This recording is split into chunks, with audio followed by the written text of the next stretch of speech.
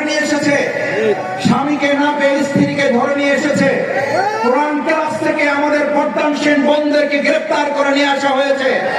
আমাদের বোনেরাও সেখানে কাজ করেছেন, আমাদের ছাত্র ভাইয়েরা যুবক তরুণদের মধ্যে কাজ করেছে। কারাগারের 16 বছরের প্রশিক্ষণ আগামী দিন বাংলাদেশের স্বাধীনতার সার্বভৌমত্বের জন্য এটা কাজে গ্রহণ করবে। সম্মানিত ভাইয়েরা,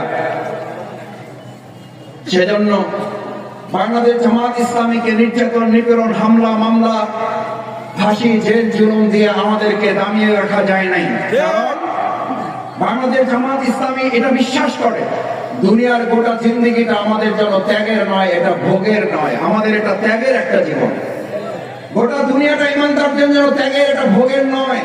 কারাগার থেকে আমরা এটাও শিখেছি যে গোটা দুনিয়াটা ইমানদারদের জন্য। রাসূল সাল্লাল্লাহু আলাইহি ওয়াসাল্লাম যেহেতু এটাকে একটা কারাগার ঘোষণা করেছেন, সুতরাং গোটা দুনিয়াটা ইমানদাররা এখানে ত্যাগ করবে, এটা এখানে ভোগ করার বিষয় নয়। যারা এটাকে ভোগের বিষয়বস্তু বানিয়েছেন, যারা এখান থেকে ভোগ করার সিদ্ধান্ত নিয়েছেন, তারাই শুধু চাঁদাবাজির মতো দুষ্কর্মে লিপ্ত হওয়ার সাহস করেন।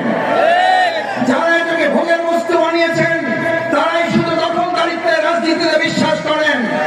যারা এটাকে ভোগের বস্তু বানিয়েছেন, তারাই দেশের শাসক হওয়ার সিদ্ধান্ত নিয়েছেন। বাংলাদেশ জামাত ইসলামী এই বাংলাদেশে আর শাসক দেখতে চায় না। বাংলাদেশ জামাত ইসলামী সেবকের দায়িত্ব পালন করে জনগণের পাশে থাকতে চায়। কারণ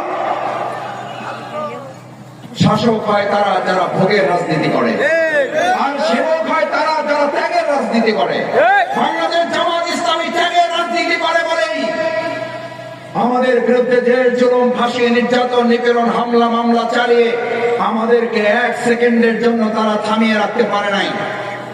ভবিষ্যতেও যে কেউ আমাদেরকে বিবেচনায় রাখবেন, বাংলাদেশ জামাত ইসলামী এক আল্লাহ, আল্লাহ রসুলের নীতিমালা অনুসরণ করে বলে এই দুনিয়ার আর কারো রক্ত চক্ষুকে আমাদেরকে পরোয়া করতে হয় না।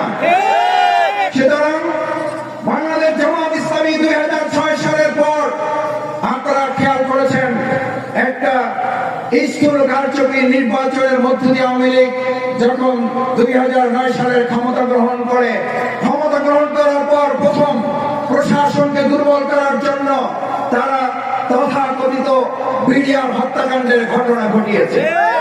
আমরা আজকে কাশিমপুর কারাগারে এখনো অনেক বিডিআর ভাইয়েরা আছেন, আমাদের কেন্দ্রীয় কারাগারে অনেক বিডিআর ভাইয়েরা আছেন, যে সমস্ত ভাইয়েরা নির্দোষ অবস্থায় জেল খাচ্ছেন।